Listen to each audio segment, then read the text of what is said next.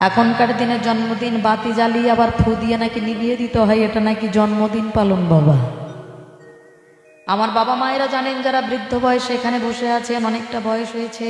জন্মদিনে ধান দুব্বা ছেলের মাথায় দিয়ে প্রদীপের শিখাটা যখন জ্বলে সেইটার তাপ বুকে মাথায় দেয়, বলে বাবা প্রদীপের শিখা যেমন উজ্জ্বল হচ্ছে, তোমার দেহ মন তেমন উজ্জ্বল হোক, তুমি মানুষের কাছে উজ্জ্বল হয়ে অনেক দিন অনেক আয়ু নিয়ে তুমি বেঁচে থাকো, বলে কিনা। কিন্তু এখনকার আমরা বড্ড বাবা উন্নত ধরনের মানুষ, তো আমরা কেক কাটুন, খারাপ জিনিস নয়, আনন্দ এখনকার দিনের করুন, দুঃখ নেই, কিন্তু পরমান্ন রন্ধন করে ছেলের মুখে বলবেন, একটু সেবা দিয়ে বলবেন গোবিন্দের কাছে যে আমার ছেলে যেন দুধে ভাতে ভালো থাকে, ঠাকুর কৃপা করো, আর আশীর্বাদটা করবেন। কিন্তু খবরদার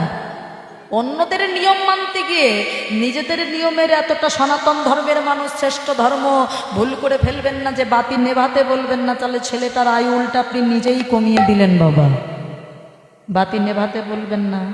বাতি জ্বলুক,